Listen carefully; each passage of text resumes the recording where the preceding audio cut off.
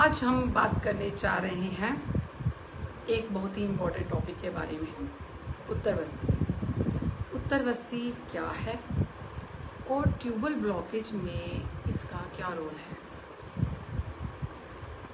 इनसे रिलेटेड आज जितनी भी प्रॉब्लम्स हैं ट्यूबल ब्लॉकेज को लेकर, लोग इतने परेशान हैं और सबको यही सॉल्यूशन बताया जाता है कि ट्यूबल ब्लॉकेज है तो सीधा IVF के लिए जाए।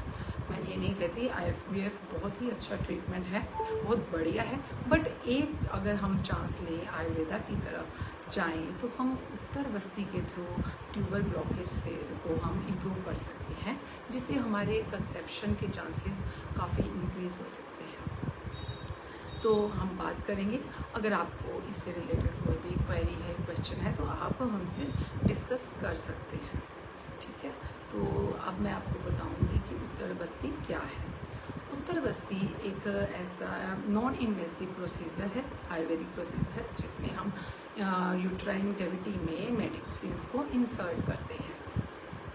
ये मेडिसिन्स प्रॉपर हर्बल डिकॉक्शंस भी हो सकती हैं, मेडिकेटेड ऑयल या ग्रीप भी हो सकती है, जो कि बहुत सेफ़ है और प्रॉपर जो स्टरलाइज कंडीशन है, पूरा एसेप्टिक कंडीशंस में इसको किया जाता है और OT में किया जाता है।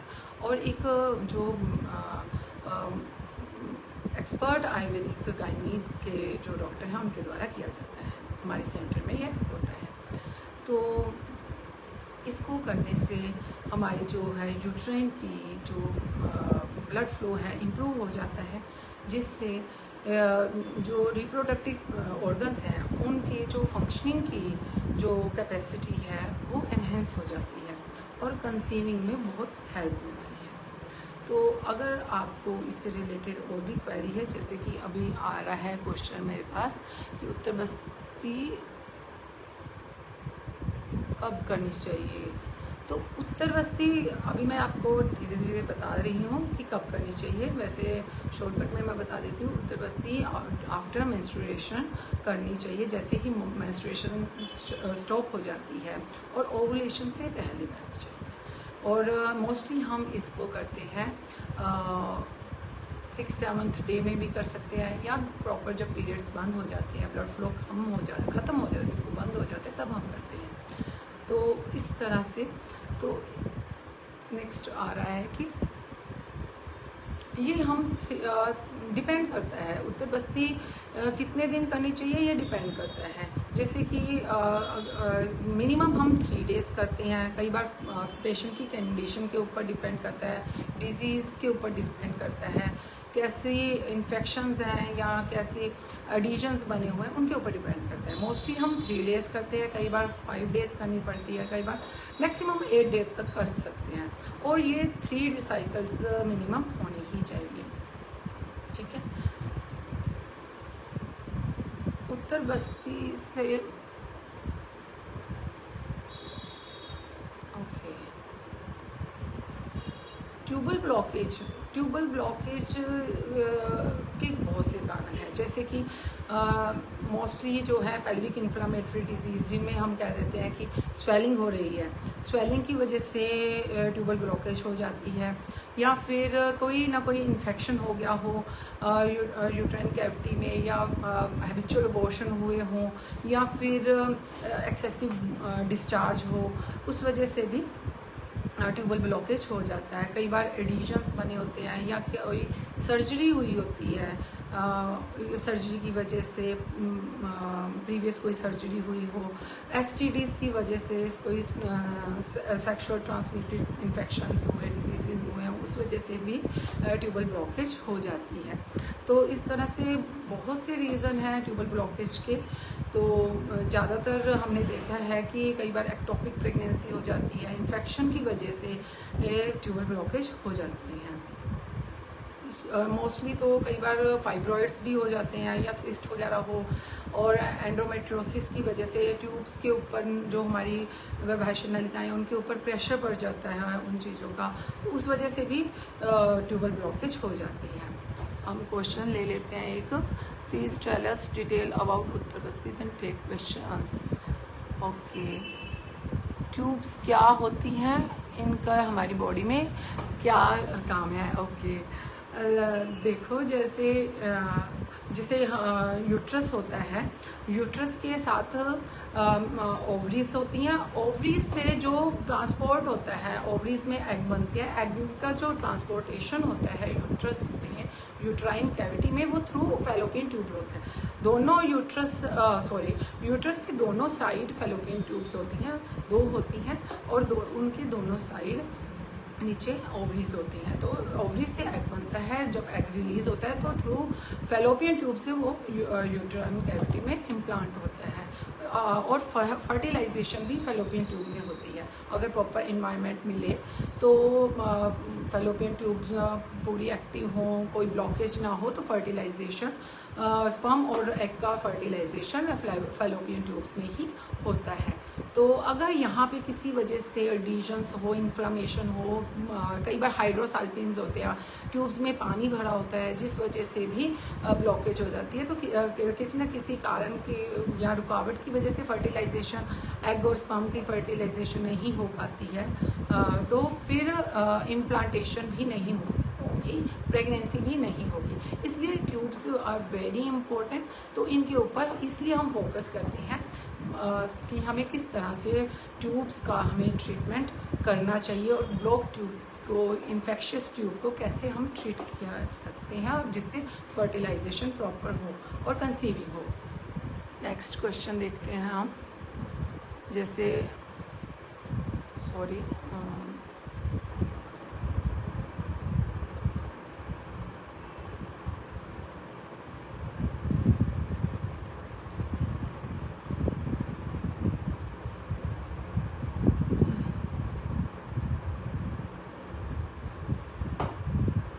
ट्यूबल ब्लॉकेज के क्या कारण हैं?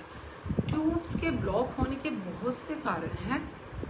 मैंने जैसे कि बताया कि इन्फ्लामेशंस हो जाना, है ना, किसी तरह की स्वेलिंग हो जाना, और एसटीडीज़ की वजह से, इन्फेक्शंस की वजह से, या फिर किसी न किसी कोई पोस्ट सर्जरी पे प्रीवियस सर्जरी हुई हो, या और वजाइनल डिस्चार्ज हो, अबॉर्शन हुए हों, पिल्स खाई हुई हों।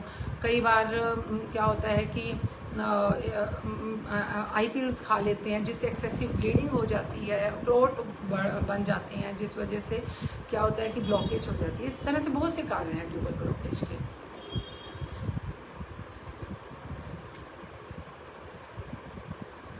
अब नेक्स्ट है कि ट्यूबल ब्लॉकेज का कैसे पता लगेगा।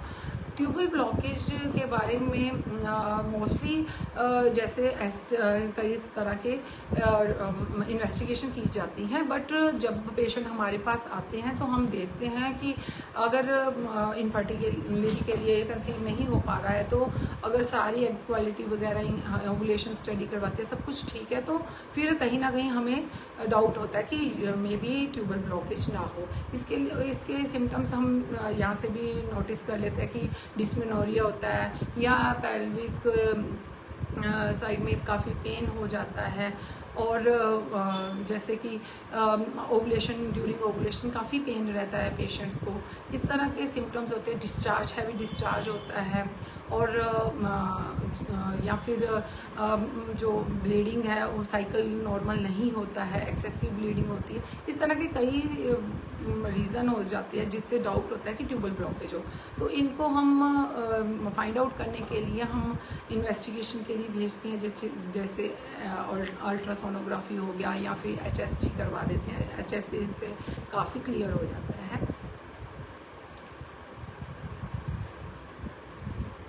HSG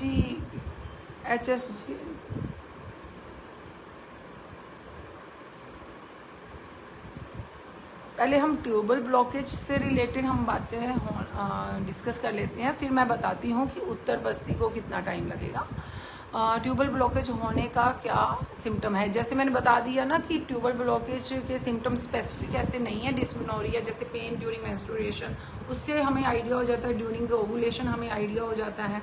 तो और जैसे कि PID हो, उस टाइप से हमें आइडिया हो जाता है। और ओवुलेशन अगर स्टडी ठीक है फिर भी कंसीव नहीं हो रही है, सब इन्वेस्टिगेशंस हार्मोनल टेस्ट सब नॉर्मल है, तो भी हमें आइडिया हो जाता है कि ट्यूबल ब्लॉकेज हो सकती है। क्यों उत्तर बस्ती से ट्यूबल ब्लॉकेज कैसे ठीक हो जाती है, इसका मैं बता। उत्तर बस्ती से ट्यूबल ब्लॉकेज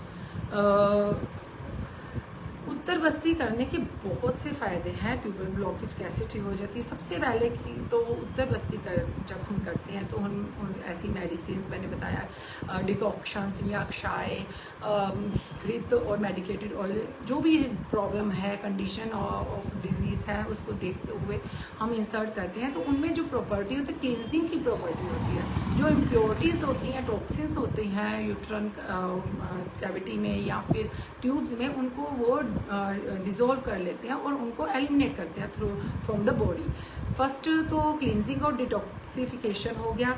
दूसरा इससे जो है ब्लड फ्लो यूट्राइन कैविटी का और रिप्रोडक्टिव ट्रैक का ऑर्गन्स का बहुत सही हो जाता है, जिससे कि जो functioning of the organs of reproductive system है वो एनहेंस हो जाती, बढ़ जाती है, जिस वजह से उनके जो फंक्शंस है, जो जैसे कि ट्यूबल ब्लॉकेज है उनके अगर हम वो क्लियर होगी, बट कई बार थ्रू लैप्रोस्कोपिक क्लियर होगी या ट्यूबरकुलोसिस का ट्रीटमेंट ले लिया उसके बाद क्लियर होगी, बट उनके फंक्शंस इम्प्रूव नहीं होते। तो अगर उत्तर बस्ती उनकी फंक्शनिंग को एनहेंस कर देती है। यूट्राइन कैविटी की इम्प्लांटेशन जो है वो उसकी जो सक्सेस रेट है उसको इंक्रीज कर देती है। उनमें जो मेडिसिन होती है उनमें जो प्रॉपर्टी होती है, जैसे एंटी इन्फ्लामेटरी प्रॉपर्टी होती है, जो स्वेलिंग है, कई बार तो कोई ब्लॉकेज नहीं होती, जस्ट ओनली स्वेलिंग होती है, तो वो भी जो मेडिसिन हम इंसर्ट करते हैं उससे इन्फ्लामेशन ठीक हो जाती है। इन्फेक्शंस है, एंटी माइक्रोबियल प्रॉपर्टी होती है जिससे कि इन्फेक्शन दूर हो जाते हैं थ्रू उत्तर बस्ती। उसके बाद जितने भी हार्मोनल इम्बैलेंस है, अगर प्रोडक्शन सही नहीं हो रहा है, तो जब ब्लड फ्लो यूट्राइन कैविटी का हमारे रिप्रोडक्टिव सिस्टम का ब्लड फ्लो ही इम्प्रूव हो जाएगा, तो हार्मोन्स की प्रोडक्शन जो है, जो इम्बैलेंस है वो भी बैलेंस फॉर्म में हो जाएगा। इसके बाद जैसे एडिशंस होते हैं, एशरमन सिंड्रोम है, या फिर जो नस्कार टिश्यूज़ डेवलप हो जाते हैं यूट्राइन कैविटी में या फैलोपियन ट्यूब्स में, तो जब हम उत्तर बस्ती करते हैं मेडिसिन इंसर्ट होती है तो ये उन टिश्यूज़ को सॉफ्ट कर देते हैं, जिससे वे ब्रेक हो जाते हैं और फिर इजीली श्रिंक हो जाएंगे या फिर ये एलिमिनेट हो जाएंगे ब्रेक होने के बाद। तो इस तरह से उत्तर बस्ती जब हम करते हैं तो ट्यूबल ब्लॉकेज में बहुत हेल्प मिलती है और इंस्टेंट हमने रिजल्ट देखे हैं।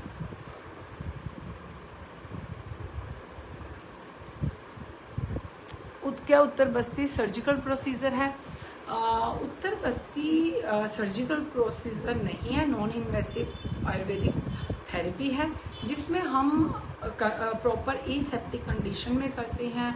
स्टराइल इन्वायरमेंट होना चाहिए, ऑपरेशन थिएटर होता है माइनर, बट प्रॉपर जो इंस्ट्रूमेंट है ऑटोक्लेव होनी चाहिए, हमारी मेडिसिन ऑटोक्लेव होनी चाहिए, प्रॉपर पूरी एसेप्टिक कंडीशन में ही उत्तर बस्ती की जाती है। नहीं तो इस और एक अच्छे ऑथेंटिक डॉक्टर ही इसको करेंगे। हमारे सेंटर में ये होती है और हमने बहुत अच्छे रिजल्ट देखे हैं और आज तक मैंने तो कोई कॉम्प्लिकेशन परमात्मा की कृपा से कभी नहीं देखी।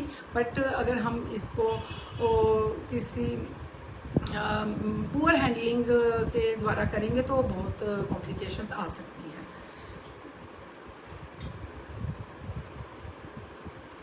क्या उत्तर बस्ती लो AMH में करा सकते हैं?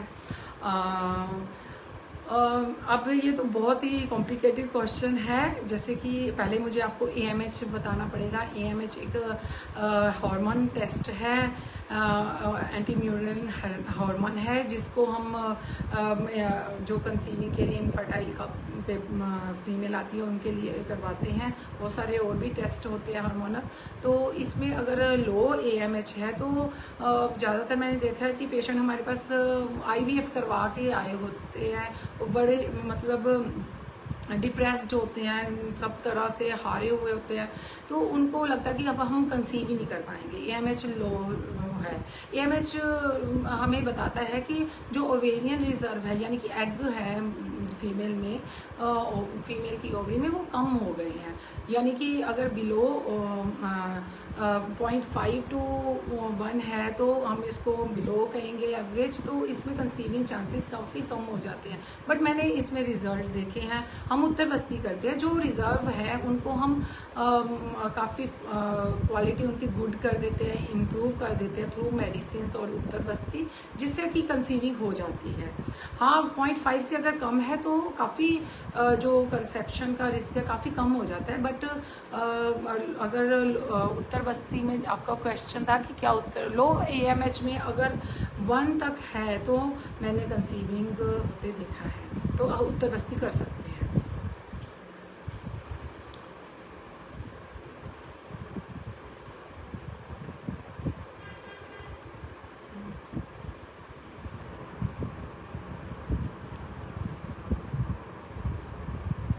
ये मैंने बता दिया है कि ट्यूबल ब्लॉकेज होने का पता कैसे चलता है। ये भी मैंने बता दिया है ट्यूबल ब्लॉकेज होने के सिम्टम्स क्या हैं।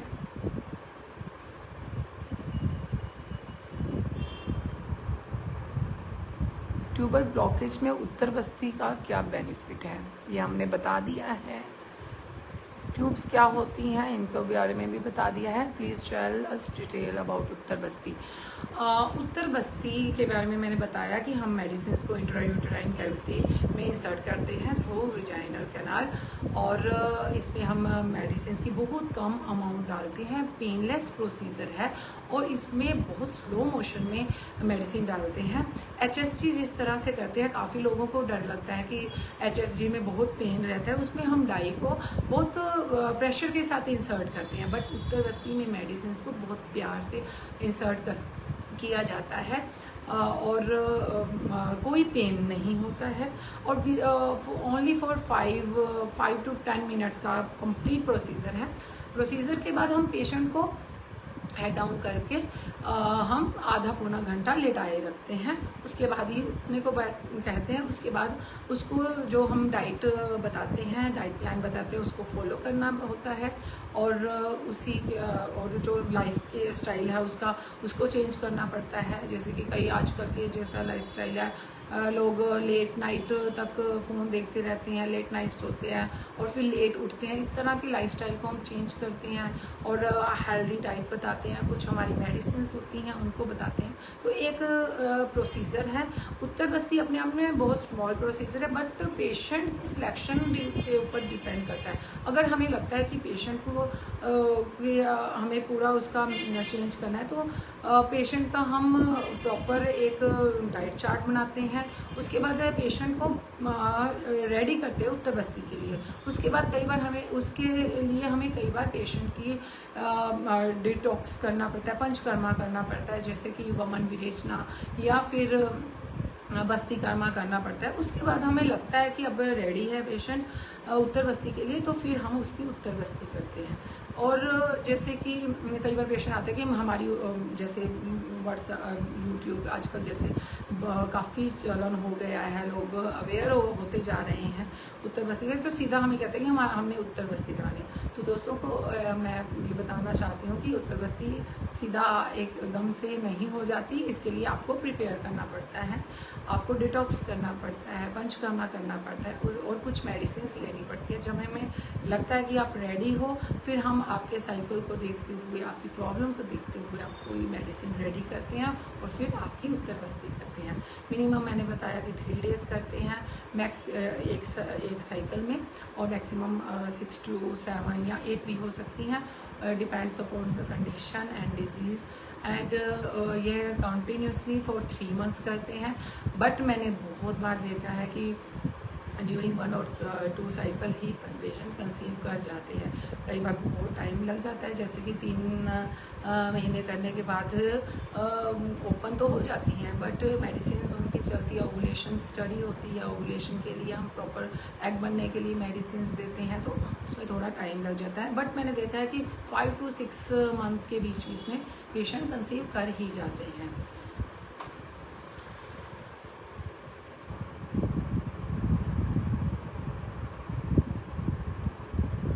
उत्तर बस्ती के लिए कौन कौन सी इन्वेस्टिगेशन? फीमेल में इन्वेस्टिगेशंस जो होती हैं उसमें हम हार्मोनल देखो, एक बात मैं बताना चाहूँगी कि आयुर्वेद जब आज से 5000 वर्ष पूर्व इसका बारे में वर्णन हो चुका है उत्तर बस्ती जो है, उस टाइम पे मुझे नहीं लगता कि इस तरह से इन्वेस्टिगेशंस होती थी। तब भी ये प्रोसीजर होता था, तब हम नाड़ी परीक्षा के थ्रू करते थे, पेशेंट की कंडीशन को देखते हुए करते थे, जो सिम्टम्स हैं उनकी हिस्ट्री लेके करते थे।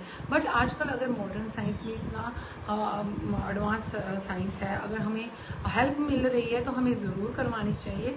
तो हमें पूरे हार्मोनल टेस्ट करवानी चाहिए, FSH, LH, प्रोजेस्ट्रॉन, एस्ट्राडायोल हो गया, थायराइड हो गया, इस तरह से AMH करवा लिया, इस तरह से। उसके बाद अल्ट्रासाउंड हो गया, सेकेंड डे पे हम AEC काउंट करवाते हैं, फिर हम HSG करवाते हैं अगर हमें डाउट लगता है। अगर नहीं भी है तो हम बिना HSG के भी उत्तर बस्ती करते हैं। ज़रूरी नहीं है कि आपको HSG करवाना है। बहुत से लोग बहुत डरते हैं HSG के लिए, तो ज़रूरी नहीं है कि हमें HSG करवा के ही आना है। अगर आपने करवाया हुआ है या करवाना चाहते हैं तो आप ज़रूर करवाएं, और उसके बिना भी हम कर सकते हैं। बाकी अगर हमें पता लग जाता है, ईजी हो जाता है हमारे लिए ट्रीटमेंट करना। बट कई पेशेंट अगर डरते हैं तो मत करवाएं, कोई इतना ज़रूरी नहीं है हमारे लिए। और फिर उसके बाद फीमेल के लिए काफ़ी इन्वेस्टिगेशंस हो जाती है। स्पर्म सीमेन एनालिसिस हो गया, हार्मोनल हो गया, अल्ट्रासाउंड हो गया टेस्टिस का, इस तरह से और भी बहुत सी इन्वेस्टिगेशन जैसी लगती है उस अकॉर्डिंग हम गाइड कर देते हैं पेशेंट को।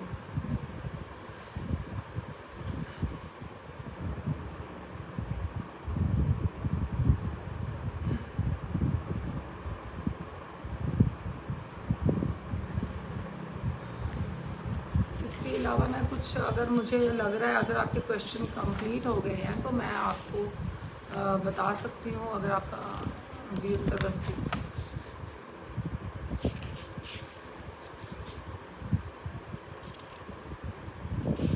टाइमिंग मैंने आपको बता दिया है, उत्तर बस्ती का हार्डली 10 मिनट्स लगते हैं और पेनलेस प्रोसीजर है। हाँ, OPD में करवा सकते हैं, OPD बेस्ड प्रोसीजर है, बस इसके लिए हमें प्रिपरेशन करनी पड़ती है पेशेंट की। ठीक है, तो अगर हमें लगता है तो हम ये साथ के साथ हम छुट्टी कर देते हैं। अगर पेशेंट दूर से है, बाहर से, तो हमारे यहाँ रहने का प्रबंध है, तो हम पेशेंट को रखते हैं, फिर उसी अकॉर्डिंग हम उसको गाइड करते हैं और उसका ट्रीटमेंट करते हैं। तो दोस्तों, मुझे लगता है ऑलमोस्ट ट्यूबल ब्लॉकेज से रिलेटेड आपके क्वेश्चन काफ़ी मैंने कवर कर दिए हैं। अगर आपको अभी भी लगता है कोई क्वेरी है, क्वेश्चन, तो आप मुझे व्हाट्सअप कर सकते हैं, फेसबुक पे भी आप अपने क्वेश्चन डाल सकते हैं।